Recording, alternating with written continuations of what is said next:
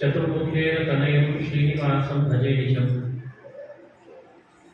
तपो विद्या विरक्त्यादि सद्गुणो ठाकरानः वादिराजगुरुं वन्दे हयग्रीव दयाश्रया मूकोऽपि यत्प्रसादेन मुकुन्दशयनायते राजराजायते रिक्तो राघवेन्द्रं तमाश्रये आपादमौलिपर्यन्तं गुरूणाम् आकृतिं स्मरेत् तेन विघ्नाः प्रणश्यन्ति सिद्ध्यन्ति च मनोरथाः। परमपूज्य ತ್ರೈಲೋಕ್ಯಾಚಾರ್ಯ ಮೂಲ ಮಹಾಸಂಸ್ಥಾನಾಧೀಶ್ವರರಾದ ಭಾವಿ ಸಮೀರ ಶ್ರೀ ಸೋದೇವ ವಾದಿರಾಜ ಮಠಾಧೀಶರಾದ ಅನಂತಶ್ರೀ ಉದ್ಭೂಷಿತ ಶ್ರೀ ವಿಶ್ವವಲ್ಲಭತೀರ್ಥ ಶ್ರೀಪಾದಗಳವರನ್ನ ಭಕ್ತಿ ಶ್ರದ್ಧಾಪೂರ್ವಕವಾಗಿ ನಮಸ್ಕರಿಸಿ ಪ್ರತಿ ವರ್ಷದಂತೆ ಶ್ರೀ ತೊರವಿಗಲ್ಲಿ ರಾಘವೇಂದ್ರ ಸ್ವಾಮಿಗಳ ಮಠದ ಸನ್ನಿಧಾನದಲ್ಲಿ ಜ್ಞಾನಸತ್ರ ನೆರವೇರ್ತಾ ಇರುವುದು ಹುಬ್ಬಳ್ಳಿ ಮಹಾಜನರಿಗೆ ಪರಿಚಿತ ವಿಷಯ. ಈ ವರ್ಷವೂ ಕೂಡ ಪಂಡಿತ ಪೂಜ್ಯರಾದ ಪಾಂಡುರಂಗಿ ಗುರುರಾಜಾಚಾರ್ಯರ ಸ್ಮರಣಾರ್ಥ ತೊರವಿಗಲ್ಲಿಯ ರಾಯರ ಸನ್ನಿಧಾನದಲ್ಲಿ ಜ್ಞಾನಯಜ್ಞ ನಡೀಬೇಕು ಅಂತ ಶ್ರೀ ಸುಧಾ ಸನಾತನ ಧರ್ಮನಿಧಿ ಶಿಕ್ಷಣ ಟ್ರಸ್ಟಿನ ವತಿಯಿಂದ ಆಲೋಚನೆ ಮಾಡಿದಾಗ ಕಳೆದ ವರ್ಷ ಜ್ಞಾನಯಜ್ಞವನ್ನು ನಡೆಸಿಕೊಟ್ಟಂತಹ ಶ್ರೀಪಾದಗಳವರು ಸೋದೆ ಮಠಾಧೀಶರು ಪುನಃ ಅವರನ್ನೇ ಪ್ರಾರ್ಥನೆ ಮಾಡಿದಾಗ ಈ ವರ್ಷವೂ ಕೂಡ ಜ್ಞಾನಯಜ್ಞವನ್ನು ನಡೆಸಿಕೊಡ್ತೇವೆ ಅಂತ ಶ್ರೀಪಾದಗಳವರು ಅಭಯವನ್ನು ನೀಡಿ ಹುಬ್ಬಳ್ಳಿಗೆ ಎಲ್ಲ ಮಹಾಜನರಿಗೆ ಅನುಗ್ರಹಿಸಲಿಕ್ಕೋಸ್ಕರವಾಗಿ ದಿಗ್ವಿಜಯ ಮಾಡಿದ್ದಾರೆ. ಹಾಗಾಗಿ ಇವತ್ತಿನಿಂದ ಜ್ಞಾನಯಜ್ಞ ಪ್ರಾರಂಭ ಆಗ್ತಾ ಇದೆ. ಈ ಜ್ಞಾನಯಜ್ಞದ ಪ್ರಾರಂಭದಲ್ಲಿ ವೇದಘೋಷದ ಮೂಲಕ ವೇದಗಮ್ಯನಾದ ಶ್ರೀಹರಿಯನ್ನ ಪ್ರಾರ್ಥನೆ ಮಾಡ್ತಾ ಇದ್ದೇವೆ. ವೇದಘೋಷವನ್ನು ವಿಶಾಲ್ ಜೋಶಿಯವರು ನಡೆಸಿಕೊಡ್ಬೇಕು. ಶ್ರೀ ತೊರವಿಗಲ್ಲಿ ರಾಯರ ಮಠದ ಶಿಷ್ಯರು ವೇದಘೋಷವನ್ನು ನಡೆಸಿಕೊಡ್ಬೇಕು ಅಂತ ಅವನು ಕೇಳಿದ್ರು. ಶ್ರೀ ಗುರುಭ್ಯೋ ನಮಃ. ಹರಿ ಓಂ. ಓಂ ಸ್ವಾದಿಷ್ಟಾಯ ಮದಿಷ್ಟಾಯ ಭವಸ್ವಸೋ ಗಂಧಾರಾಯ ಇಂದ್ರಾಯ ಪಾದವೇ ಸುತಃ ರಕ್ಷೋಹ ವಿಶ್ವಚಕ್ಷಣಿರಭಿಯೋನ್ಮಯೋ ಗೋಹತಂ ನೃಣಾಃ ಸಹಸ್ರಮಾಸಾರದ ಪರಿಗೋದಾಮೋಹಂ ವಿಶ್ವಪುತ್ರಾಂತಾಮಃ ಪರ್ಷಿರಾದೋ ಮಗೋನಾಃ ಅಭ್ಯರ್ಷಃ ತ್ವಾಮಚ್ಚಾಃ ಚರಾಮಸಿ ಧರಿದರ್ಗಂ ದಿವೆ ದಿವೆ ಇಂದೋ ದ್ವೇನ ಆಶಸಃ ಪುನಾತೀತೆ ವಿಶ್ವತಂ ಸೋಮಂ ಸೂರ್ಯಸ್ಫುರಿತ ವಾರೇಣ ಶಶ್ವತಾತನಃ ತಮಿ ಮನ್ಮೇ ಸಮರ್ಪ್ಯ ಗೃಹ್ಣಂತಿ ಯೋಷಾಣೋ ದಶ ಸ್ವಸಾತಾರಪಾರ್ಯೇ ದಿವಿ ತಮಿ ಹಿಮಂತೆ ಗೃಹೋದರಂ ದಿವಾಕರಂ ಹೃದಯಂ ವಿದಾತು ವಾರಣಂ ಮಧು ಅಗ್ನಿಮಗ್ನಾವತಶ್ರೀನಂತಿ ದೇನ ಶಿಶುಂ ಸೋಮಂ ರಥಾಯ ಪಾತವೇ ಅಸ್ಯ ಇಂದ್ರೋಮದೆ ವಿಶ್ವಾ ರುದ್ರಾಣಿ ಜಿಘ್ನತೆ ಶೂರೋ ಮಖಾಚ ಮನ್ಮತೆ ಓಂ ಸ್ವಸ್ತಿ. ರುಚೋ ಅಕ್ಷರೇ ಪರಮೇ ವ್ಯೋಮನ್ಯಸ್ಮಿನ್ ದೇವಾಧಿವಿಶ್ವೇ ನಿಷೇದುಃ ಯಸ್ತನ್ನ ವೇದ ಕಿಂ ಋಚಾಕರಿಷ್ಯತ್ಯೈಸ್ತದ್ವಿದುಸ್ತ ಇಮೇ ಸಮಾಸತೆ. ವೇದಘೋಷವನ್ನು ನಡೆಸಿಕೊಟ್ಟ ವಿಶಾಲ್ ಜೋಶಿಯವರಿಗೆ ಧನ್ಯವಾದಗಳು. ಜ್ಞಾನಸತ್ರದ ಪ್ರಾರಂಭದಲ್ಲಿ ಈ ಬಾರಿಯ ಒಂದು ವಿಶೇಷ, ಶ್ರೀಪಾದಗಳವರು ಭಾಗವತದ ತಾತ್ವಿಕ ಸಂದೇಶವನ್ನು ನಮ್ಮೆಲ್ಲರ ಕುರಿತು ನೀಡಲಿದ್ದಾರೆ. ಆ ತಾತ್ವಿಕ ಸಂದೇಶ ಜೀವನದಲ್ಲಿ ನಾವೆಲ್ಲರೂ ಅಳವಡಿಸಿಕೊಳ್ಬೇಕಾದದ್ದು. ಅದೇ ಒಂದು ದೊಡ್ಡ ಯಾಗ.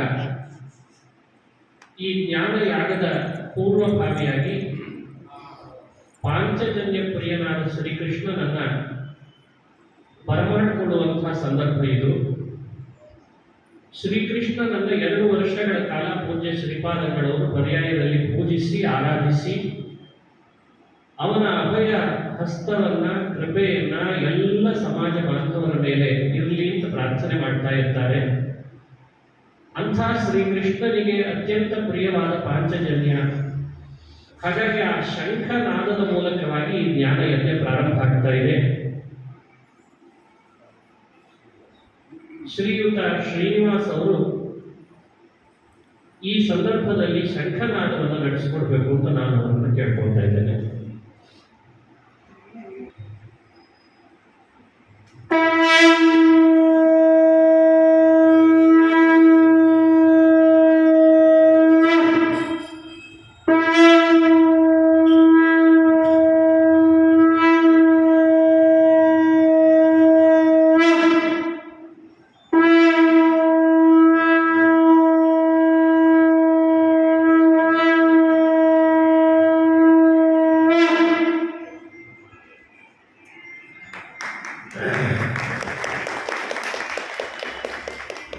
ಪಾಂಚಜನ್ಯ ನಿಜಧ್ಮಾನ ಹಸ್ತಪಾದಿ ಸಂಚಯ ಅಂತ ಪಾಂಚಜನ್ಯ ಶಂಖಕ್ಕೆ ಒಂದು ವಿಶೇಷವಾದ ಭಗವಂತನ ಸನ್ನಿಧಾನ, ಭಗವಂತನನ್ನು ಪ್ರೀತಿಪಡಿಸುವ ಒಂದು ವಿಶೇಷವಾದ ಆಯುಧನೂ ಹೌದು.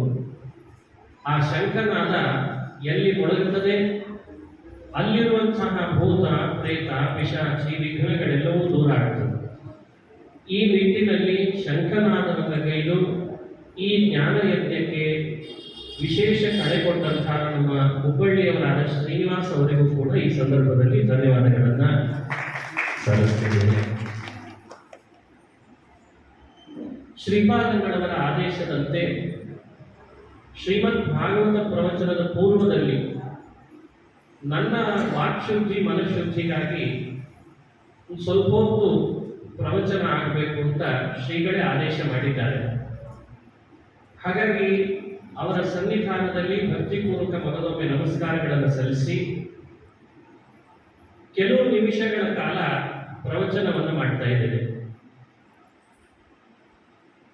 ಈ ಕಾರ್ಯಕ್ರಮದ ವಿಶೇಷತೆಗಳ ಬಗ್ಗೆ ಒಂದೆರಡು ಮಾತನ್ನು ಹೇಳಬೇಕು.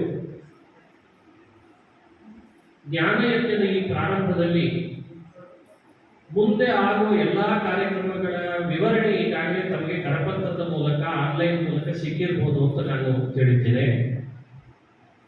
ಕೇವಲ ಪಾಂಡುರಂಗಿ ಗುರಾಚಾರ್ಯರ ಸ್ಮರಣಾರ್ಥ ಭಾಗವತ ಜ್ಞಾನಯಜ್ಞ ಅಷ್ಟೇ ಅಲ್ಲ,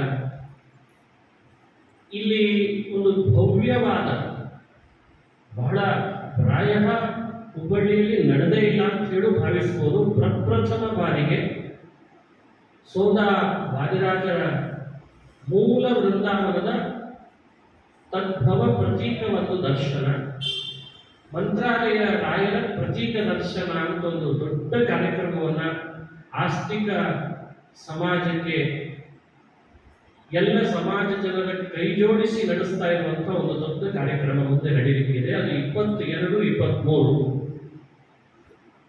ಅದರ ಪೂರ್ವಭಾವಿಯಾಗಿ ಇವತ್ತಿನಿಂದ ಜ್ಞಾನಯಜ್ಞ ಪ್ರಾರಂಭ ಆಗ್ತಾ ಇದೆ. ಈ ಜ್ಞಾನಯಜ್ಞಕ್ಕೆ ಸಾಮಾನ್ಯವಾಗಿ ಎಲ್ಲರೂ ಒಪ್ಪುಕೊಳ್ಳೋದು ಕಡಿಮೆ. ಅದರ ಹಿಂದೆ ಬೇರೆ ಬೇರೆ ಕಾರಣಗಳು ಇರ್ತಾರೆ. ಒಪ್ಪಿಕೊಳ್ತಾರೆ ಅಂದ್ರೆ ಅದು ನಮ್ಮ ಭಾಗ್ಯ ಅಂತ ಅರ್ಥ. ಹಿಂದೆ ನಾರದರು ಬ್ರಹ್ಮಮಾನಸ ಪುತ್ರನನ್ನು ಪ್ರಾರ್ಥಿಸಿದ್ರಂತೆ, ನೀವು ಭಾಗವತ ನಡೆಸಿಕೊಡ್ಬೇಕು, ನಾನು ಗಂಗಾ ತೀರದಲ್ಲಿ ವ್ಯವಸ್ಥೆ ಮಾಡ್ತೇನೆ ಅಂತ ನಾರದರ ಆಯೋಜಕರಾಗಿ ಸನತ್ ಕುಮಾರರನ್ನು ಕೇಳಿದ್ರು ಅಂತ ಬರ್ತದೆ. ಅವತ್ತು ಬ್ರಹ್ಮಮಾನಸ ಪುತ್ರರು ಸನತ್ ಕುಮಾರರು ಭಾಗವತ ಹೇಳಲಿಕ್ಕೆ ಅಂತಂದಾಗ ಬಹಳ ಉತ್ಸಾಹದಿಂದ ಭಾಗವತ ಹೇಳಬೇಕಾದ್ರೆ ಉತ್ಸಾಹದಿಂದ ಬಂದು ಭಾಗವತ ಪ್ರವಚನವನ್ನು ನಡೆಸಿಕೊಟ್ರು ಅಂತ ಪದ್ಮಪುರಾಣದಲ್ಲಿ ಕೇಳ್ತೇವೆ. ನಮ್ಮ ಇವತ್ತಿನ ಸ್ಥಿತಿ ಹಾಗೆ. ಆಯೋಜನೆ ಮಾಡುವವರು ಇದ್ದಾರೆ, ಆದರೆ ಪುರಾಣವನ್ನು ಚೆನ್ನಾಗಿ ನಮಗೆಲ್ಲ ಮನಮುಟ್ಟುವಂತೆ ಅನುಸಂಧಾನ ಮಾಡಿಸಬೇಕಲ್ಲ. ಸನತ್ ಕುಮಾರರು ಬ್ರಹ್ಮಮಾನಸ ಪುತ್ರರಿಗೆ ಹೇಗೋ ಭಾವಿ ಬ್ರಹ್ಮ ಪದವಿಗೆ ಬರುವ ವಾದಿರಾಜ ಮಠಾಧೀಶರು ಕೂಡ ವಿಶ್ವವಲ್ಲಭ ಅವರನ್ನ ನಾವು ಪ್ರಾರ್ಥನೆ ಮಾಡಿದಾಗ ಭಾಗವತವನ್ನು ನಡೆಸಿಕೊಡಿ, ತತ್ವೋಪದೇಶವನ್ನು ನಮಗೆ ನೀಡಿ ಪುನೀತರನ್ನ ಮಾಡ್ರಿ ಅಂತ ಕೇಳಿದಾಗ ತತ್ವೋಪದೇಶ ನೀಡಲಿಕ್ಕೆ ಬಹಳ ಉತ್ಸಾಹದಿಂದ ನಮ್ಮ ಮೇಲೆ ಕರುಣೆಯಿಂದ ತೊರವಿನಲ್ಲಿ ಶ್ರೀ ಕ್ಷೇತ್ರಕ್ಕೆ ಆಗಮಿಸಿದ್ದಾರೆ. ಶ್ರೀಪಾದಂಗಳವರು ಈ ಮಾಸಗಳಲ್ಲಿ ಸಾಮಾನ್ಯವಾಗಿ ಚೈತ್ರ ವೈಶಾಖ ಈ ಮಾಸಗಳಲ್ಲಿ ಮೊನ್ನೆ 14ನೇ ತಾರೀಕು ದಕ್ಷಿಣ ಕನ್ನಡ ಜಿಲ್ಲೆಯ ಪ್ರಕಾರ ಯುಗಾದಿ ಆದ ಮೇಲೆ ಈಗ ಜಾತ್ರೆ, ಬ್ರಹ್ಮಕಲಶ, ದೇವಸ್ಥಾನಗಳಲ್ಲಿ ಪ್ರತಿಷ್ಠೆ ಇದೆಲ್ಲ ಇದೇ ಸಮಯದಲ್ಲಿ ನಡೆಯುತ್ತದೆ. ಹಾಗಾಗಿ ಪ್ರಾಯ ದಕ್ಷಿಣ ಕನ್ನಡ ಜಿಲ್ಲೆ ಯಾವುದೇ ಯತಿಗಳನ್ನು ಕನ್ಸಲ್ಟ್ ಮಾಡಿದ್ರೆ ಈ ಮಾಸದಲ್ಲಿ ಬ್ರಹ್ಮಕಲಶ ವಾರ್ಷಿಕೋತ್ಸವ ಇರ್ತದೆ, ನಾವೆಲ್ಲೂ ಬರಲ್ಲ ಅನ್ನೋದೇ ಜಾಸ್ತಿ. ಅಂಥದ್ದಿದ್ರೂ ಕೂಡ ನಾವು ಸ್ವಲ್ಪ ಘಟ್ಟದ ಮೇಲಿದ್ದೇವೆ. ಘಟ್ಟದ ಕೆಳಗೆ ಈ ಸಂದರ್ಭದೊಳಗೆ ಎಲ್ಲ ದೇವಸ್ಥಾನಗಳಲ್ಲಿ ಉತ್ಸವ ನಡೀತಿದೆ. ಇಲ್ಲೂ ಹಾಗೇನೆ ಉತ್ತರಾಯಣ ಇರೋದೇ ಉತ್ಸವಕ್ಕೋಸ್ಕರ, ಉತ್ತರಾಯಣ ಬರೋದೇ ಉತ್ಸವಕ್ಕೋಸ್ಕರ. ಬಿಸಿಲು ಕಾಲ ಬರ್ತಾ ಇದೆ ಅಂದ್ರೆ ಉತ್ಸವಗಳು ಶುರು ಆಗ್ತವೆ. ಹಾಗಾಗಿ ಇಷ್ಟೆಲ್ಲ ನಿನ್ನೆ ಉಂಡಾರು ವಿಷ್ಣುಮೂರ್ತಿ ದೇವಸ್ಥಾನದಲ್ಲಿ ಅಲ್ಲಿಯ ಕಾರ್ಯಕ್ರಮದೊಳಗೆ ಭಾಗವಹಿಸಿ ಇವತ್ತು ಕೂಡ ಅಲ್ಲೇ ಪೂಜೆಯನ್ನು ಮುಗಿಸಿ ಬರುವಂತಹ ಸಂದರ್ಭ ಬಂದಿದೆ. ಇಷ್ಟು ಬಿಸಿ ಶೆಡ್ಯೂಲ್ನಲ್ಲಿಯೂ ಕೂಡ ನಮ್ಮೆಲ್ಲರ ಮೇಲೆ ಕರುಣೆಯಿಂದ, ಭಾಗವತದ ಮೇಲಿರುವಂತಹ ಪ್ರೀತಿಯಿಂದ ಭಗವಂತನ ಗುಣಗಳು ಅಯಸ್ಕಾಂತದಂತೆ ಸೆಳೀತಾವೆ ಅನ್ನೋ ಒಂದೇ ಕಾರಣಕ್ಕೆ ಶ್ರೀಮದ್ ಭಾಗವತವನ್ನು ನಮಗೆ ಉಳಿಸ್ಲಿಕ್ಕೆ ಬಂದಂತಹ ಶ್ರೀಪಾದಂಗಳವರಿಗೆ ಭಕ್ತಿಪೂರ್ವಕವಾಗಿ ನಾನು ಸ್ವಾಗತವನ್ನು ಈ ಸಂದರ್ಭದಲ್ಲಿ ಕೋರ್ತಾ ಇದ್ದೇನೆ. ಶ್ರೀಪಾದಂಗಳವರಿಗೆ ತೊರವಿನಲ್ಲಿ ರಾಘವೇಂದ್ರ ಸ್ವಾಮಿಗಳ ವಿಶ್ವಸ್ತ ಮಂಡಳದ ವತಿಯಿಂದ, ಶ್ರೀ ಸುಧಾ ಸನಾತನ ಧರ್ಮನಿಧಿ ಶಿಕ್ಷಣ ಸಂಸ್ಥೆಯ ವತಿಯಿಂದ, ಭಗವದ್ಗೀತಾ ಭಜನಾ ಮಂಡಳಿಯ ವತಿಯಿಂದ ಅಥವಾ ಇನ್ನೆಲ್ಲ ಇಲ್ಲಿರುವ ಭಕ್ತರ ವತಿಯಿಂದ ಶ್ರೀಯುತ GS ಮೈಸೂರವರು ಹಾಗೂ ಗುಂಡಪ್ಪ ವಾಡವೇಕರ್ ಅವರು ಬಂದು ಮಾಲಾರ್ಪಣೆಯನ್ನು ಮಾಡಬೇಕು ಅಂತ ನಾನು ಅವರನ್ನು ಕೇಳ್ಕೊಳ್ತಿದ್ದೇನೆ. ಮೈಸೂರಿಯವರಿಗೆ ಧನ್ಯವಾದಗಳು. ಶ್ರೀಪಾದಂಗಳವರ ಸಂಚಾರ ಹಾಗೂ ಧರ್ಮೋಪದೇಶಗಳು, ಅಲ್ಲಲ್ಲಿ ಅವರು ಮಾಡ್ತಾ ಇರುವಂತಹ ಕಾರ್ಯಕ್ರಮಗಳು ಸಾಕಷ್ಟು ಇದ್ದಾವೆ. ಭಾವಿ ಸಮೀರ ಗುರುಕುಲ ಸೋದೆಯಲ್ಲಿ ನಡೆಸ್ತಾ ಇದ್ದಾರೆ. 50 ವಿದ್ಯಾರ್ಥಿಗಳು ಈಗಾಗಲೇ ಅಧ್ಯಯನ ನಡೆಸ್ತಾ ಇದ್ದಾರೆ. ಇಷ್ಟರ ಮಧ್ಯದಲ್ಲಿಯೂ, ಈ ಕಾರ್ಯಕ್ರಮಗಳ ಒತ್ತಡದ ಮಧ್ಯದಲ್ಲಿಯೂ ಹುಬ್ಬಳ್ಳಿಯ ಮೇಲಿರುವ ವಿಶೇಷ ಅಭಿಮಾನದಿಂದ, ಹುಬ್ಬಳ್ಳಿ ಭಕ್ತರ ಮೇಲಿರುವ ಅಭಿಮಾನದಿಂದ ಈ ಕಾರ್ಯಕ್ರಮವನ್ನು ನಡೆಸಿಕೊಡ್ಲಿಕ್ಕೆ ಬಂದಂತಹ ಶ್ರೀಗಳನ್ನ ಹೃದಯಪೂರ್ವಕವಾಗಿ, ಭಕ್ತಿಪೂರ್ವಕವಾಗಿ ನಾನು ನಮಸ್ಕರಿಸಿ ಮತ್ತೊಮ್ಮೆ ಈ ಕಾರ್ಯಕ್ರಮಕ್ಕೆ ಆಗಮಿಸಿದ ಗಣ್ಯರನ್ನ, ಇನ್ನಿತರ ಎಲ್ಲ ಭಜನಾ ಮಂಡಳಿಯ ಸದಸ್ಯರನ್ನ, ಹುಬ್ಬಳ್ಳಿಯ ಆಸ್ತಿಕ ಬಂಧುಗಳನ್ನ ಸ್ವಾಗತವನ್ನ ಕೋರಿ, ನಾಳೆಯೂ ನಡೀತದೆ, ನಾಡದ್ದು ನಡೀತದೆ, ಹಾಗಾಗಿ ತಾವೆಲ್ಲ ಈ ಕಾರ್ಯಕ್ರಮದಲ್ಲಿ ಸಕ್ರಿಯವಾಗಿ ಭಾಗವಹಿಸಬೇಕು ಅಂತ ಸ್ವಾಗತವನ್ನು ಕೋರ್ತಾ, ಮುಂದೆ ಒಂದೆರಡು ಮಾತುಗಳನ್ನು ನಿಮ್ಮ ಮುಂದೆ ಪ್ರವಚನದ ರೂಪದಲ್ಲಿ, ಭಗವಂತನ ಸ್ಮರಣೆಯ ರೂಪದಲ್ಲಿ ಹೇಳುವ ಪ್ರಯತ್ನ ಮಾಡ್ತಾ ಇದ್ದೇನೆ. ಶಾಸ್ತ್ರ ನಮ್ಮೆಲ್ಲರನ್ನ ಅನುಗ್ರಹಿಸಲಿಕ್ಕೆ ನಮಗೆ ಬಂಧು ಇದ್ದಾಗಿದೆ. ಶಾಸ್ತ್ರ ಹಾಗೂ ವೇದಶಾಸ್ತ್ರ ಅಂತ ಕರೆಯೋದು. ಈ ವೇದಶಾಸ್ತ್ರಗಳನ್ನು ಅಳವಡಿಸಿಕೊಳ್ಳದೆ, ಅಲ್ಲಿ ಹೇಳಿರೋದನ್ನು ತಿಳಿಯದೆ ಮನುಷ್ಯ ಸರಿಯಾದ ದಾರಿಯನ್ನು ಅವಲಂಬಿಸಲಿಕ್ಕೆ ಸಾಧ್ಯ ಇಲ್ಲ ಅಂತ ಹಿರಿಯರು. ಕೃಷ್ಣ ಗೀತೆಯಲ್ಲಿ ಹೇಳುವಾಗ, ತಸ್ಮಾತ್ ಶಾಸ್ತ್ರ ಪ್ರಮಾಣಂತೆ ಕಾರ್ಯಕಾರ್ಯ ವ್ಯವಸ್ಥಿತವು. ಮನುಷ್ಯನಿಗೆ ಗೊಂದಲ ಜಾಸ್ತಿ, ಗೊಂದಲ ಬರಲಿಕ್ಕೆ ಕಾರಣಗಳು ಬಹಳ ಇದ್ದಾವೆ. ಅದಕ್ಕಾಗ ನಿಶ್ಚಿತ ತಿಳುವಳಿಕೆ ಮಾಡ್ಕೊಳ್ಳೋದಿಲ್ಲ. ಇದು ಹೀಗೆ ಅಂತ ನಿಶ್ಚಯ ಮಾಡ್ಕೊಳ್ಳಿಕ್ಕೆ ಆಗ್ತಾ ಇಲ್ಲ. ನಾನು ಹೀಗೆ ಮಾಡ್ಲ. ಎಲ್ಲದರೊಳಗೂ ಈಗ SSLC ಆಗಿ ಮೊನ್ನೆ ರಿಸಲ್ಟ್ ಬರ್ತದಿದೆ, PUC ಆಗಿ ರಿಸಲ್ಟ್ ಬರ್ತಾ ಇದೆ. ಈ ಸ್ಕೂಲಿಗೆ ಹೋಗ್ಲ, ಈ ಸ್ಕೂಲಿಗೆ ಹೋಗ್ಲ, ಈ ಕಾಲೇಜಿಗೆ ಹೋಗ್ಲ, ಈ ಕಾಲೇಜಿಗೆ ಹೋಗ್ಲ, ಇದನ್ನು ತಗೊಳ್ಳ, ಸೈನ್ಸ್ ತಗೊಳ್ಳ, ಮ್ಯಾಥ್ಸ್ ತಗೊಳ್ಳ, ಇನ್ಯಾವುದು ತಗೊಳ್ಳಿ. ಈ ಥರದ ಗೊಂದಲಗಳಿಗೆಲ್ಲ ಮನುಷ್ಯ ಇತ್ಯರ್ಥ ಹಾಡ್ಬೇಕಲ್ವ. ಅವ್ರು ಇತ್ಯರ್ಥ ಹಾಡದೆ ಹೋದ್ರೆ ಮುಂದೆ ಬರ್ಲಿಕ್ಕೆ ಸಾಧ್ಯ ಇಲ್ಲ. ಕೃಷ್ಣ ಇದನ್ನ ಬಹಳ ಹಿಂದೆನೇ ಹೇಳಿದ. ನಿನ್ನ ಬದುಕಿನಲ್ಲಿ ನೀನು ನಿರ್ಧಾರ ಮಾಡಿಕೊಳ್ಬೇಕಾದ್ರೆ ಒಂದಲ್ಲ ಒಂದು ಗೊಂದಲಕ್ಕೊಳಗಾದಾಗ ಒಂದು ಅಂಶವನ್ನು ಯಾವಾಗಲೂ ಗಟ್ಟಿ ಹಿಡ್ಕೊಳ್ತೀಯಲ್ವಾ, ಪರೀಕ್ಷೆ ಮಾಡಿ, ವಿಮರ್ಶೆ ಮಾಡಿ. ಹಾಗೆ ನಮ್ಮ ಬದುಕಿನಲ್ಲಿ ನಮ್ಮೆಲ್ಲರ ಆತ್ಮದ ಉದ್ಧಾರ ಆಗಬೇಕಾದ್ರೆ ನಾವು ಯಾವುದನ್ನು ಹಿಡಿಬೇಕು ಅಂತ ಪ್ರಶ್ನೆ.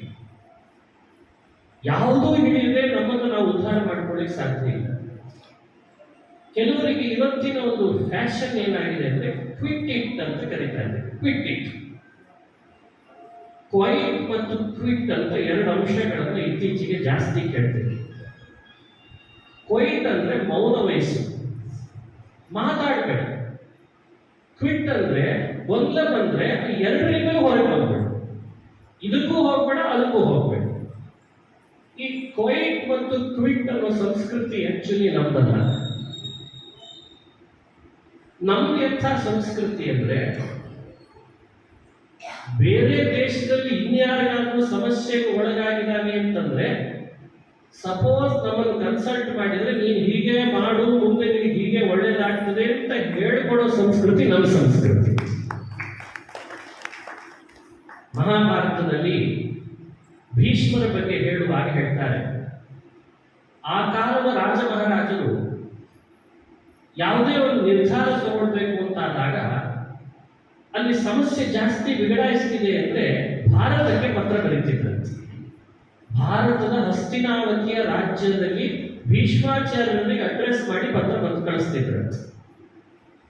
ಯಾಕೆ ಅಂದ್ರೆ ಭೀಷ್ಮಾಚಾರ್ಯರು ಬೇರೆ ದೇಶ ವಿದೇಶಗಳಲ್ಲಿರುವ ರಾಜ್ಯದ ರಾಜಕೀಯ ವ್ಯವಸ್ಥೆಗಳನ್ನು ಅರಿತು ಅವರಿಗೆ ರಾಜನೀತಿ ಹೀಗೆ ನಿರ್ಧಾರ ತಗೊಳ್ಬೇಕು ಅಂತ ಪತ್ರ ಬರೆದು ಕಳಿಸ್ತಿದ್ರಂತೆ. ಇದೇ ಇದಕ್ಕೆ ಆಧಾರ, ಈಗ ನಿರ್ಧಾರ ತಗೊಂಡ್ರೆ ಸರಿ ಹೋಗ್ತದೆ, ನೀನು ಹಿಂದೆಟ್ಟು ಹಾಕೋ ಹಾಗಿಲ್ಲ, ನಿರ್ಧಾರ ತಗೊಳ್ಳೇಬೇಕು, ಯೋಜನೆಯನ್ನು ಮುಂದುವರಿಸಲೇಬೇಕು. ಹಾಗಾದ್ರೆ ಕ್ವಿಟ್ ಅಂಡ್ ಕ್ವೈಟ್ ನಮ್ಮ ಸಂಸ್ಕೃತಿ ಅಲ್ಲ. ನಾವು ಭಾರತ ದೇಶದವರು. ಈ ದೇಶದ ಮಣ್ಣು, ದೇಶದ ನೀರು, ದೇಶದ ಗಾಳಿ ಇದು ನಮ್ಮನ್ನ ಹೇಗೆ ಮಾಡಿದೆ, ಹೇಗೆ ಹಿಂದಿನವರು ಇದ್ರೂ ಇದನ್ನ ಅವರು ಅನುಭವಿಸಿದವರು ಅನ್ನಲಿಕ್ಕೆ ವೇದವ್ಯಾಸರು ಒಂದು ಮಾತು ಹೇಳ್ತಾರೆ. ಏತದ್ದೇಶ ಪ್ರಸೂತಸ್ಯ ಸಕಾಶಾತ್ ಅಗ್ರಜನ್ಮನಃ ಸ್ವಂ ಸ್ವಂ ಚರಿತ್ರಂ ಶಿಕ್ಷೇರಂ ಪೃಥಿವ್ಯಾಂ ಸರ್ವಮಾನವಾಹ ಅಂತ ಒಂದು ಮಾತು. ಇದು ವ್ಯಾಸನ ನುಡಿ. ಈ ದೇಶ ಇದು ವಿಶ್ವವಿದ್ಯಾಲಯ. ವಿಶ್ವವಿದ್ಯಾಲಯ ಅಂದ್ರೆ ಅರ್ಥ ಏನು ಅಂದ್ರೆ, ಪ್ರಪಂಚ ಎಲ್ಲ ಏನಿದೆ, ಎಲ್ಲಾ ಖಂಡಗಳಲ್ಲಿರುವ ಪ್ರತಿ ಪ್ರಜೆಗಳು ಏನಿದ್ದಾರೆ ಅವರೆಲ್ಲ ವಿದ್ಯಾರ್ಥಿಗಳಂತ. ಭಾರತ ದೇಶ ವಿಶ್ವವಿದ್ಯಾಲಯ. ಇಲ್ಲಿ ಹುಟ್ಟಿದ ಪ್ರತಿಯೊಬ್ಬ ವ್ಯಕ್ತಿಯೂ ಕೂಡ ಅವನು ಪ್ರೊಫೆಸರ್ ಅಂತ. ಬೇರೆ ದೇಶದಲ್ಲಿರುವ ಪ್ರಜೆಗಳು ಈ ದೇಶದಲ್ಲಿ ಹುಟ್ಟಿದಂತಹ ಪ್ರಜೆಗಳ ನಾಗರಿಕತೆ, ಸಂಸ್ಕೃತಿ, ಆಚಾರ, ವಿಚಾರಗಳನ್ನು ನೋಡಿ 4 ದಿವಸ ಪ್ರವಾಸಕ್ಕೆ ಬಂದ ವಿದೇಶಿಯ ಪ್ರಜೆ, ನಾವು ನಮ್ಮ ದೇಶದಲ್ಲಿ ಹೀಗಿದ್ರೆ ಸುಖವಾಗಿರ್ತೇವೆ ಅಂತ ಕಲಿತು ಹೋಗ್ಬೇಕಂತ. ಇದು ಈ ಶ್ಲೋಕದ ಅರ್ಥ. ಏತದ್ ದೇಶ ಪ್ರಸೂತಸ್ಯ ಸಕಾಶಾತ್ ಅಗ್ರಜನ್ಮನಃ ಸ್ವಂ ಸ್ವಂ ಚರಿತ್ರಂ ಶಿಕ್ಷೇರಂ ಪೃಥಿವ್ಯಾಂ ಸರ್ವಮಾನವಾಹ ಅಂತ ಹೇಳ್ತಾರೆ. ನಮಗೆ ಇವತ್ತಿದು ವಿಪರ್ಯಾಸ ಆಗಿದೆ. ಯಾಕಂದ್ರೆ ಈ ದೇಶದಲ್ಲಿ ಹುಟ್ಟಿದವರಿಗೆ ಈ ದೇಶದಲ್ಲಿ ಮನ್ನಣೆ ಕಡಿಮೆ. ಬೇರೆ ದೇಶದಲ್ಲಿ ಡಿಗ್ರಿ ತಗೊಂಡು ಬಂದ ಕೂಡಲೇ ಅವನಿಗೆ ಸನ್ಮಾನ ಏನು, ಗೌರವ ಏನು, ಆದರ ಏನು, ಕೆಲಸದಲ್ಲಿ ಮನ್ನಣೆಗಳೇನು, ಎಲ್ಲ ವಿಪರ್ಯಾಸ ಆಯ್ತು. ಆದ್ರೆ ವ್ಯಾಸರು ಹೇಳಿದ್ದು ಬೇರೆ. ಏತದ್ದೇಶ ಪ್ರಸೂತಸ್ಯ ಸಕಾಶಾತ್ ಅಗ್ರಜನ್ಮನಃ. ಈ ದೇಶದಲ್ಲಿ ಹುಟ್ಟಿದ ನೀನು ಬೇರೆ ಎಲ್ಲ ದೇಶದ ಪ್ರಜೆಗಳಿಗೆ ಮಾದರಿ ಆಗಬೇಕು. ನೀನೊಬ್ಬ ಪ್ರೊಫೆಸರ್ ಇದ್ದ ಹಾಗೆ. ಈ ದೇಶವೇ ಇಡೀ ಪ್ರಪಂಚಕ್ಕೆ ಒಂದು ವಿಶ್ವವಿದ್ಯಾಲಯ ಅಂತ ವೇದವ್ಯಾಸರು ನಮಗೆ ಈ ವಿಷಯವನ್ನು ಹೇಳ್ತಾರೆ. ಇದು ಎರಡನೇ ಅಂಶ.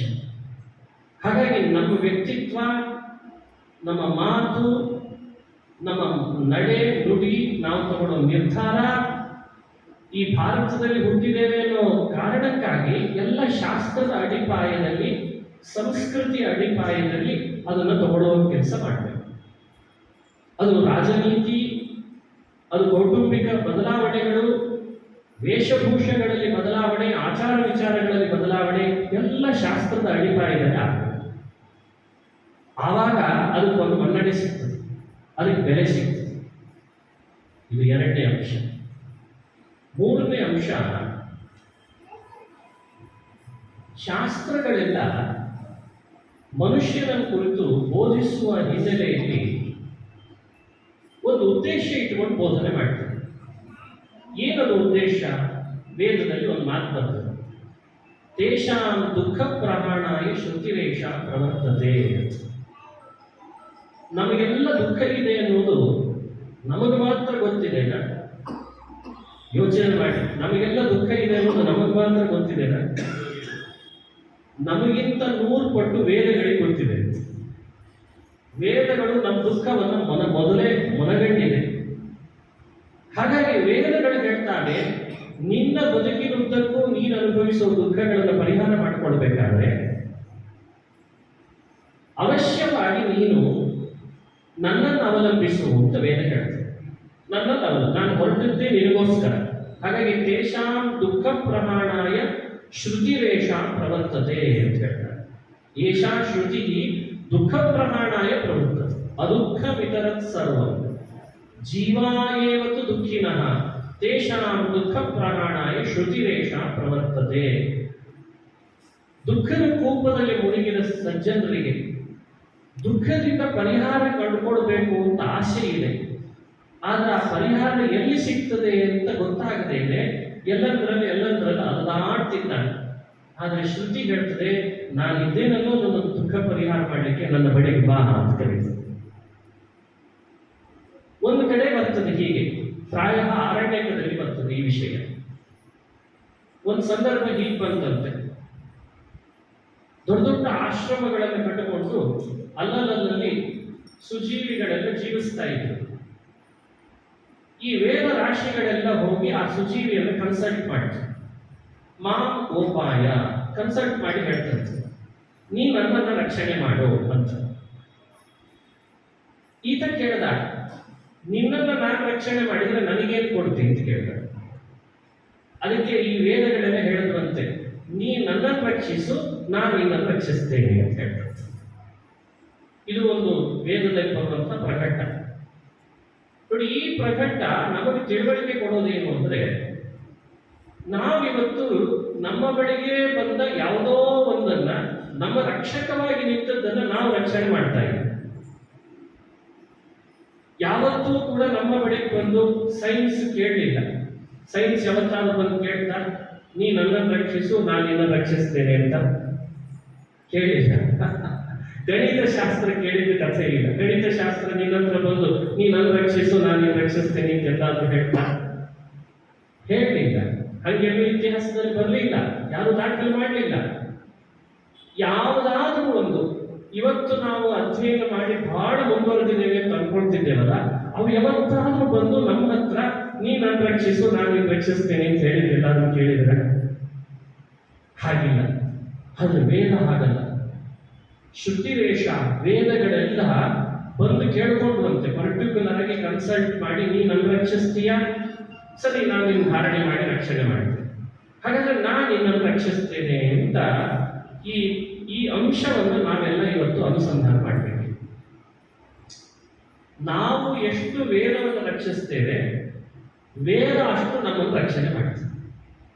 ನಾವೆಷ್ಟು ವೇದದಿಂದ ದೂರ ಹೋಗ್ತೇವೆ, ಅದರಿಂದ ವೇದಕ್ಕೆ ಹಾನಿ ಆಗಲ್ಲ. ವೇದಕ್ಕೆ ಹಾನಿ ಯಾವತ್ತೂ ಆಗಲ್ಲ. ಅದು ಒಂದಲ್ಲ ಒಂದು ರೂಪದಿಂದ ನದಿಯಂತೆ ಪ್ರವಹಿಸ್ತಿರ್ತದೆ, ಗುಪ್ತಗಾಮಿನಿಯಾಗಿ. ಎಷ್ಟು ಗುಪ್ತಗಾಮಿನಿಯಾಗಿ ಪ್ರವಹಿಸ್ತದೆ ಅಂತಂದಲಿಕ್ಕೆ ಇವತ್ತಿನ ನದಿಗಳೇ ಉದಾಹರಣೆ.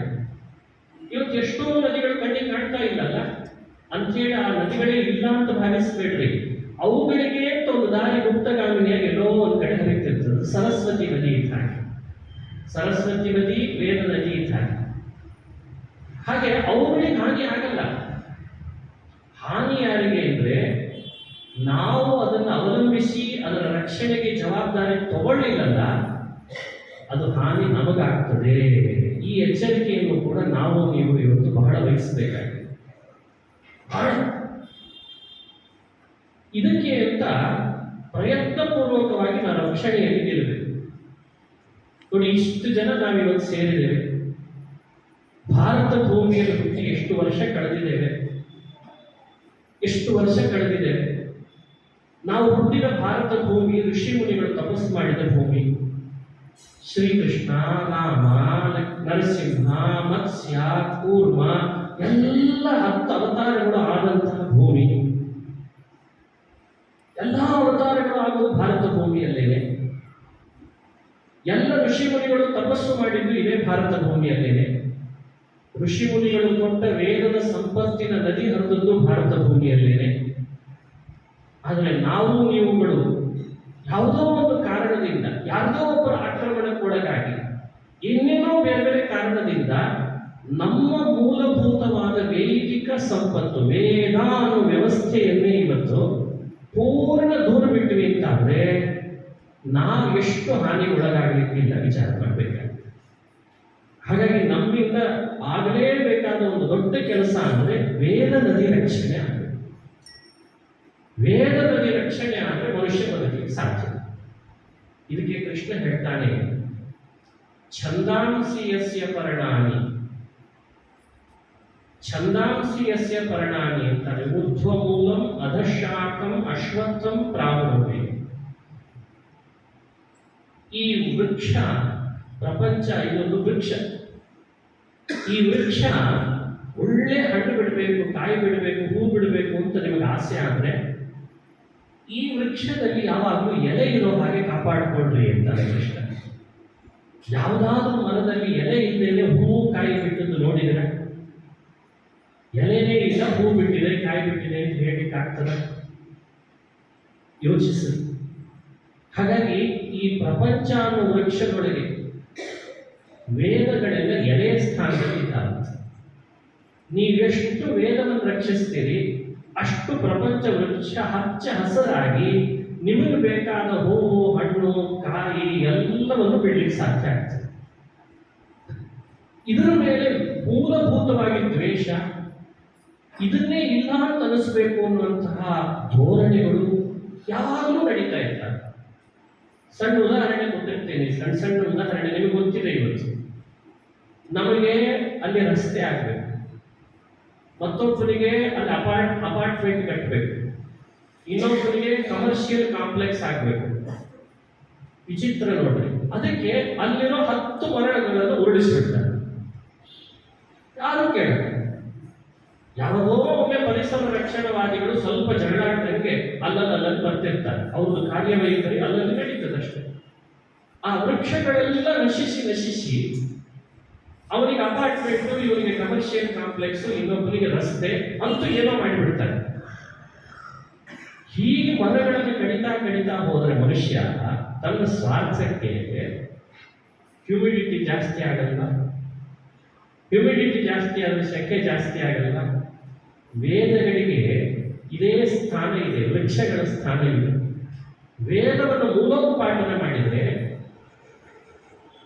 ವೇದವೇ ಇಲ್ಲ ಅಂತ ಅನಿಸ್ಬಿಟ್ರೆ ಈ ಪ್ರಪಂಚ ಅನ್ನೋ ವೃಕ್ಷದಲ್ಲಿ ಎಲೆನೇ ಇಲ್ಲ ಅಂತಾಗಿ ಮೋಟ ಮರ ಯಾವ ಹಣ್ಣು ಕಾಯಿ ಬಿಡದೆ ಇರೋ ಹಾಗೆ ಆಗ್ಬಿಡ್ತದೆ.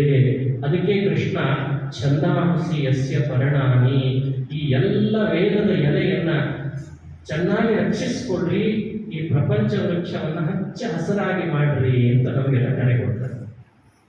ಇದು ಎರಡನೇ ಮತ್ತೊಂದು ಅಂಶ. ಇದು ಮೂರನೇ ಅಂಶ. ನಾಲ್ಕನೇ ಅಂಶ,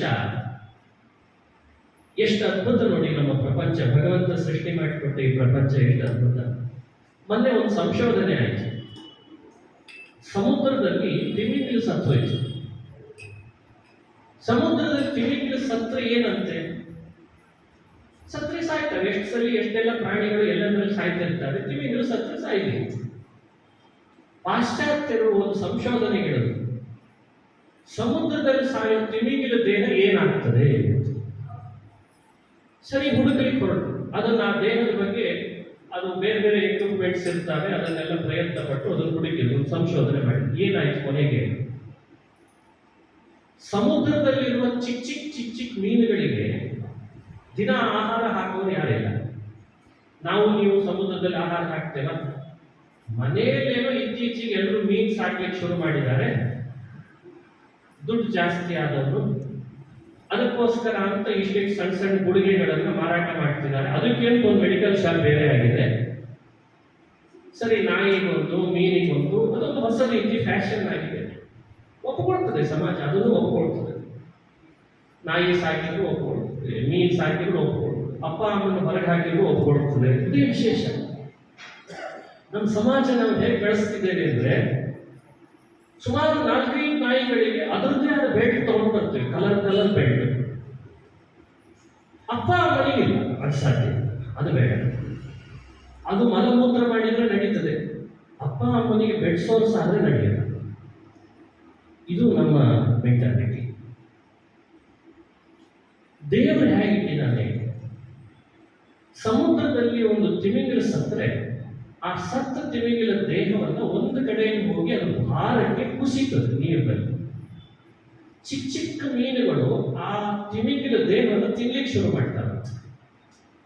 ಒಬ್ಬ ಸಂಶೋಧಕ ಬರೀತಾನೆ, ಎಷ್ಟು ತಿಂಗಳುಗಳ ಕಾಲ ತಿಂತಾವೆ ಮೀನು ಅಂತ. ಆಮೇಲೆ 2 ವರ್ಷ ಅಂತ ಒಂದು ತಿಮಿಂಗಿಲ ದೇಹ ಸಮುದ್ರದಲ್ಲಿ ಬಿದ್ದರೆ ಸತ್ತರೆ ಅದು ಪ್ರಾಣ ಹೋಯ್ತು. 2 ವರ್ಷ ಆ ಒಳಗಿರೋ ಸಮುದ್ರದ ಸುತ್ತಮುತ್ತಲಿನ ಎಲ್ಲಾ ಮೀನುಗಳಿಗೂ ತಿಮಿಂಗಿಲ ದೇಹ ಆಹಾರ. ಗೊತ್ತಿತ್ತ ಇದು ನಮಗೆ? ಗೊತ್ತಿತ್ತ? ಎಷ್ಟು ಆಶ್ಚರ್ಯ, ಎಷ್ಟು ಅದ್ಭುತ. ತಿಮಿಂಗಿಲ ದೇಹಕ್ಕೆ ಸಂಸ್ಕಾರ ಹೇಳಲಿಲ್ಲ, ಅದನ್ನು ತಗೊಂಡು ಬಂದು ಯಾವುದೋ ಮಣ್ಣಲ್ಲಿ ಹೂಡ್ರಿ ಅಂತ ಹೇಳಲಿಲ್ಲ. ಅದು ನೀರಿನಲ್ಲೇ ಇರಬೇಕು. ಯಾರು ಏನ್ ಮಾಡ್ತಿದ್ದಾರೆ ಅಂತ ನಮಗ್ ಗೊತ್ತಿರಲಿಲ್ಲ ಇಷ್ಟು ದಿವಸ. ಆದ್ರೆ ಆ ಸಂಶೋಧಕ ಇದನ್ನು ಬರೆದ, ಒಂದು ತಿಮಿಂಗಿಲು ಸಮುದ್ರದಲ್ಲಿ ದೇಹ ಬಿಟ್ಟು ಸತ್ತು ಅಂತಾದ್ರೆ 2 ವರ್ಷ ಅಲ್ಲಿರೋ ಮೀನುಗಳಿಗೆ ಆಹಾರ ಆಗಿದೆ ಅಂತ ಬರ್ಬೇಕು. ಇದು ನೀವು ಎಲ್ಬೇಕು ಗೂಗಲ್ ಅಲ್ಲಿ ಸರ್ಚ್ ಮಾಡಿರ್ಬೇಕಂದ್ರೆ ತಿಮಿಂಗಿಲ್ ದೇಹದ ಒಟ್ಟು ಇದು ಸ್ಥಿತಿ ಎಷ್ಟು ವರ್ಷ ಅಂತ ನೀವು ನೋಡಿದ್ರೆ ಸಿಗ್ತದೆ ಇವತ್ತು. ಯಾಕೆ ಹೇಳಿದೆ ಈ ವಿಷಯವನ್ನ ಅಂದ್ರೆ, ನಮ್ಮ ಬದುಕಿನುದ್ದಕ್ಕೂ ನಾವು ನಮ್ಮ ಆಹಾರವನ್ನ ನಾವೇ ಪ್ರಯತ್ನ ಪಟ್ಟು ನಾವೇ ತಗೊಳ್ತಿದ್ದೇವೆ ಅನ್ನೋ ಈ ಮೆಂಟಾಲಿಟಿ ಇದೆ ಅಲ್ಲ, ಆ ತಿಮಿಂಗಿಲ್ ನೋಡಿ, ಮೀನ್ ನೋಡಿ ದೇವರ ಸೃಷ್ಟಿಯನ್ನ ಅವಲೋಕಿಸಿ ಆದ್ರೂ ನಾವು ಅದನ್ನು ಕೈ ಬಿಡಬೇಕು ಅಂತ ಅರ್ಥ ಆಯ್ತು. ನಾವು ಅನ್ಕೊಂಡಿದ್ದೇವೆ ಇವತ್ತು ನಮ್ಮ ಆಹಾರ ನಾವೇ ಪ್ರಯತ್ನ ಪಟ್ಟು ಭಾರೀ ಪ್ರಯಾಸ ಪಟ್ಟು ಪಡೆದ್ವಿ ಅಂತ. ಭಗವಂತ 100 ಪಟ್ಟು ಯೋಚಿಸಿ ನಮಗೋಸ್ಕರ ಅಂತ ಆ ಭೂಮಿಯಲ್ಲಿ ಆ ವಾತಾವರಣಕ್ಕೆ ಅನುಗುಣವಾಗಿಯೇ ಅವರ ದೇಹಕ್ಕೆ ಸೆಟ್ ಆಗುವ ಆಹಾರವನ್ನ ದೇವರು ನಮಗೆ ಯೋಚನೆಗೂ ಸಿಗದೇ ಇರುವಷ್ಟರ ಮಟ್ಟಿಗೆ ಬೆಳೆಸಿಬಿಟ್ಟಿದ್ದಾರೆ. ಪೃಥ್ವಿಯ ಸಸ್ಯ ಜಾತಾನಿ, ನೀವು ಟೆನ್ಷನ್ನೇ ಕೊಟ್ಟಿಲ್ಲ ಭಗವಂತ. ಇದನ್ನು ಯೋಚಿಸಿದಷ್ಟು ಬಹಳ ಅದ್ಭುತ ಅನಿಸ್ತದೆ. ಅದಕ್ಕೆ ದಾಸರಿಗೆ ಇವನ್ನೆಲ್ಲ ನೋಡಿದ್ರು, ಪ್ರಕೃತಿ, ಪರಿಸರ, ಮೀನು, ಗಿಡ, ನೀರು, ನದಿ, ಬೆಟ್ಟ, ಗುಡ್ಡ, ಪಶು, ಪಕ್ಷಿ, ಪ್ರಾಣಿ ಎಲ್ಲ ನೋಡಿದ ಮೇಲೆ ಅವರಿಗೆ ಒಂದೇ ಅನಿಸಿದ್ದಂತೆ. ಅವರು ಮೊದಲೇ ದಾಸರ ಮಾತು ನೀವು ಕೇಳಿರ್ತೀರಿ ಕಾಣೆ. ನವಿಲನಿಗೆ ಚಿತ್ರಪತ್ರವನ್ನ ಬರೆದವನು ಯಾರು? ನವಿಲಿಗೆ ಚಿತ್ರವಾದ ಬಣ್ಣ ಯಾರು ಬರೆದ? ಚಿತ್ರಕಾರ ಬರೆದ. ಅರೆ, ಚಿತ್ರಕಾರ ಯಾವಾಗ ಹೋಗಿದ್ದ ನವಿಲ್ ನೋಡ್ಲಿಕ್ಕೆ? ಆದ್ರೆ ಚಿತ್ರ ಬಣ್ಣ ಹೇಗಿದೆ ತಾನೆ. ಚಿತ್ರಕಾರ ಬರೆದಕ್ಕಿಂತ ನಿಮ್ಮನ್ನು ಆಕರ್ಷಣೆ ಮಾಡೋ ಹಾಗೆ ಬರೆದಿದ್ದಾನಲ್ವ. ಹಾಗೇನೆ ಬೆಟ್ಟದ ತುದಿಯಲ್ಲಿ ಅಲ್ಲೆಲ್ಲೋ ಬೆಟ್ಟ ಇದೆ, ಅಲ್ಲೆಲ್ಲೋ ಗುಡ್ಡಗಾಡು ಪ್ರದೇಶದೊಳಗೆ ಕಲ್ಲಿದೆ, ಒಂದು ತೂತು ಆಗಿಲ್ಲ. ಆದ್ರೆ ಆ ಕಲ್ಲು ಒಳಗೆ ನೋಡಿದ್ರೆ ಒಳಗೊಂದು ಕಪ್ಪೆ ಸಿಗ್ತದೆ. ಆ ಕಪ್ಪೆಗೆ ಯಾರು ಆಹಾರ ಹಾಕಿದ್ರು? ದಾಸರು ಕೇಳ್ತಾರೆ. ಆ ಕಪ್ಪೆಗೆ ನಾನು ನೀರಿನ ಸರಬರಾಜು ಮಾಡಿದ್ದೆ? ನೀನು ವಿದ್ಯುತ್ ಸಂಚಾರ ಮಾಡಿಸಿದೆ, ಹಾಗಾದ್ರೆ ಆ ಕಪ್ಪೆಗೆ ಆಹಾರ ಯಾರು ಕೊಟ್ಟರು? ನವಿಲಿಗೆ ಬಣ್ಣ ಬಣ್ಣದವರು ಯಾರು? ಕಪ್ಪೆಯನ್ನ ಬೆಟ್ಟದ ಇದು ಬಂಡೆಗಳ ಮಧ್ಯದಲ್ಲಿ ಹುಟ್ಟಿಸಿದವನು ಯಾರು? ಇದೆಲ್ಲ ಯೋಚನೆ ಮಾಡಲಿಕ್ಕೆ ಆಗಲ್ವ ನಮಗೆ? ಇಷ್ಟು ರೀಲ್ಸ್ ಕಾಲ ಬಂದಿದೆ, ಶಾರ್ಟ್ ರೀಲ್ಸ್. ಈಗ 3 ಸೆಕೆಂಡ್ಸ್, 60 ಸೆಕೆಂಡ್ಸ್, 40 ಸೆಕೆಂಡ್ಸ್ ರೀಲ್ಸ್ ಕಾಲಗಳು ಬಂದಿದೆ. ಆದರೆ ಈ ರಹಸ್ಯಗಳನ್ನ ಮೋಟಿವೇಟ್ ಮಾಡುವಂತ ರೀಲ್ಸ್ ಬರ್ತಾ ಇಲ್ಲ ಅನ್ನೋದೇ ವಿಷಾದ. ಮನುಷ್ಯನಿಗೆ ನಮಗಿಂತ ಒಂದು ಹೊಸ ಶಕ್ತಿಯ ಬಗ್ಗೆ ಆಲೋಚನೆ ಮಾಡುವ ಬುದ್ಧಿ ಬಂದೇ ಇರುವುದು ವಿಪರ್ಯಾಸ. ಇದನ್ನು ದಾಸರು ಕಟ್ಕೊಂಡು ಪ್ರಕೃತಿಯಲ್ಲಿ ಓಡಾಡಿ ಅವರಿಗೆ ಅನಿಸ್ತು, ಇದು ಏನು ಅದ್ಭುತ ದೇವರೇ ನಿನ್ನ ಸೃಷ್ಟಿ, ಅದಕ್ಕೆ ನಿನ್ನ ಬಿಟ್ಟು ಇನ್ನು ಯಾರನ್ನೂ ಶರಣ ಹೋಗ್ಲಾರೆ ನಾನು ಅಂತದ್ದು. ಅದಕ್ಕೆ ಭಾಗವತದಲ್ಲಿ ಒಂದು ಮಾತು ಬರ್ತದೆ, ದೇವರನ್ನು ಬಿಟ್ಟು ಮತ್ತೊಬ್ಬ ನಮ್ಮನ್ನು ರಕ್ಷಿಸೋನಲ್ಲ, ಅವನೇ ರಕ್ಷಣೆ ಮಾಡುವ. ಆಹಾರದಿಂದ, ವಿಹಾರದಿಂದ, ಗಾಳಿಯಿಂದ, ನೀರಿನಿಂದ ಎಲ್ಲ ಅವನೇ ರಕ್ಷಣೆ ಮಾಡೋದು. ಪಥಿಚ್ಯುತಂ ತಿಷ್ಠತಿ ತಿಷ್ಠರಕ್ಷಿತಂ ಗೃಹೇ ಸ್ಥಿತಂ ತದ್ವಿಹತಂ ವಿನಶ್ಯತಿ ಜೀವತ್ಯನಾಥೋಪಿ ತದೀಕ್ಷಿತೋ ವನೇ ಗೃಹೇಪಿ ಗುಪ್ತೋಸ್ಯ ನ ಜೀವ ತಿಷ್ಠತಿ ಅಂತ. ಗೃಹೇಪಿ ಗುಪ್ತಃ ಅಪಿ ಪಥಿಚ್ಯುತಂ ತಿಷ್ಠತಿ ತಿಷ್ಠರಕ್ಷಿತ. ನಾವು ರಸ್ತೆಯಲ್ಲಿ ನಡ್ಕೊಂಡು ಬರ್ತಿರ್ತೇವೆ, ಪಚಿ ಅಂದ್ರೆ ದಾರಿ. ಎಷ್ಟೋ ಸಂದರ್ಭದಲ್ಲಿ ನಿಮ್ಮ ಅನುಭವನೇ ಆಗಿರ್ತದೆ, ಕೈಯಲ್ಲಿ ಇದ್ದದ್ದು ಯಾವುದೋ ಆಭರಣ ಬಿದ್ದೋಗಿರ್ತದೆ, ಉಂಗುರನೋ ಬಳೆನೋ ಬಿದ್ದೋಗಿರ್ತದೆ, ಕಾಲಿ ಕಟ್ಟಿದ ಗೆಜ್ಜೆನೋ ಕಾಲುಂಗುರನೋ ಬಿದ್ದೋಗಿರ್ತದೆ. ಮನೆಗೆ ಬಂದ ಮೇಲೆ ಎಚ್ಚರಿಕೆ, ಅಯ್ಯೋ ಎಲ್ಲೋ ಬಿದ್ದೋಗಿದೆ. ಅದೇ ರಸ್ತೆ ಉದ್ದಕ್ಕೆ ಹುಡುಕೊಂಡು ಹೋಗ್ತೀವಿ, ಬಹಳ ಮೌಲ್ಯಯುತ. ಹುಡುಕೊಂಡು ಹೋದಾಗ ಸಾಂದರ್ಭಿಕವಾಗಿ ನಾವು ಹುಡುಕೋ ಸಮಯಕ್ಕೆ ಸರಿಯಾಗಿ ಎಲ್ಲೋ ಒಂದು ಕಡೆ ಹೊಡೆದಾಗ ಸಿಕ್ಬಿಡ್ತದೆ, ಅಯ್ಯೋ ಇಲ್ಲೇ ಇದೆ ಅಲ್ಲ ಅಂತಂದ್ರೆ. ಭಾಗವತ ಹೇಳ್ತದೆ, ಪಚಿಚ್ಯುತಂ ತಿಷ್ಠತಿ ತಿಷ್ಠ ರಕ್ಷಿತಂ. ಅದೇ ಅದನ್ನು ರಕ್ಷಣೆ ಮಾಡೋದು ಯಾರು? ಯಾರೋ ಒಬ್ಬರು ರಕ್ಷಣೆ ಮಾಡೋದು ಇರ್ಬೇಕಲ್ಲ. ಅಲ್ಲಿವರೆಗೂ ಹೋಗ್ಬೇಕು, ಎಷ್ಟೋ ಸಮಯ ಕಳೆದೋಗಿರ್ತದೆ ನಾವು ನೋಡಿಕೊಂಡಾಗ. ಆದ್ರೆ ಅಲ್ಲೇ ಬೇಕಿರ್ತದೆ. ಪಚಿಚ್ಯುತಂ ತಿಷ್ಠತಿ ತಿಷ್ಠ ರಕ್ಷಿತಂ ಗೃಹೇ ಸ್ಥಿತಂ ತದ್ವಿಹತಂ ವಿನಶ್ಯತಿ. ಮನೆಯಲ್ಲಿ ಬಚ್ಚಿಟ್ಟಿರ್ತೀವಿ, ದೊಡ್ಡ ಲಾಕರ್. ಈಗೆಲ್ಲ ಡಿಜಿಟಲ್ ಲಾಕರ್. ಈಗ ಹಿಂದಿನ ಕಾಲದ ಲಾಕರ್ ಅಲ್ಲ, ಈಗ ಡಿಜಿಟಲ್ ಲಾಕರ್. ಭಾರೀ ಪ್ರಯತ್ನ ಪಟ್ಟು, ಪ್ರಯಾಸ ಪಟ್ಟು, CC ಕ್ಯಾಮ್ರಾ ಹಾಕಿ ಏನೆಲ್ಲ ಪ್ರಯತ್ನ ಪಟ್ಟು ಮಾಡಿರ್ತೀವಿ. ಆದರೆ ದೇವರ ಇಚ್ಛೆ ಇಲ್ಲ ಅಂತಾದ್ರೆ ಎಷ್ಟು ಪ್ರಯಾಸ ಪಟ್ಟು ರಕ್ಷಣೆ ಮಾಡಬೇಕು ಅಂತ ಅನ್ಕೊಂಡಿರ್ತೇವಲ್ಲ, ಅದೇ ನಮ್ಮ ಕೈಗೆ ಸಿಗಲ್ಲ. ಅದೇ ನಮ್ಮ ಕೈಗೆ ಸಿಗ, ಅದು ಹೋಗೇ ಬಿಡುತ್ತೆ. ಅದು ಎಲ್ಲೋ ಹೋಗ್ಬಿಡುತ್ತೆ ಅಷ್ಟೇ. ತತ್ ವಿಹತಂ ವಿನಶ್ಯತಿ ಜೀವತ್ಯನಾಥೋಪಿ ತದೀಕ್ಷಿತೋ ವನೇ ಅನಾಥೋಪಿ ವನೇ ತದೀಕ್ಷಿತಃ ಜೀವತಿ. ಕಾಡಿನಲ್ಲಿ ಎಷ್ಟು ಪಶು ಪಕ್ಷಿ ಪ್ರಾಣಿಗಳು ಬದುಕು ಕಟ್ಟಿಕೊಂಡಿದ್ದಾವೆ ಗೊತ್ತಿದೆ ಅಂತ ನಿಮಗೆ? ಯಾವಾಗಲಾದ್ರೂ ಒಂದ್ಸಲಿ ನೀವೇ ಹುಡುಕಿ ಪ್ರಯತ್ನ ಪಟ್ಟು ಒಂದೊಂದು ಪಶು ಪಕ್ಷಿ ಪ್ರಾಣಿಗಳ ಹೆಸರು ನಾನು ಸದ್ಯಕ್ಕೆ ಹೇಳಲ್ಲ. ಗುಬ್ಬಿಯಲ್ಲಿರೋ ಜಾತಿಗಳು, ಪಾರಿವಾಳದ ಜಾತಿಗಳು, ಅದರದ್ದೇ ಆದ ಒಂದು ಸಂಶೋಧನೆ ನಡೆದಿದೆ.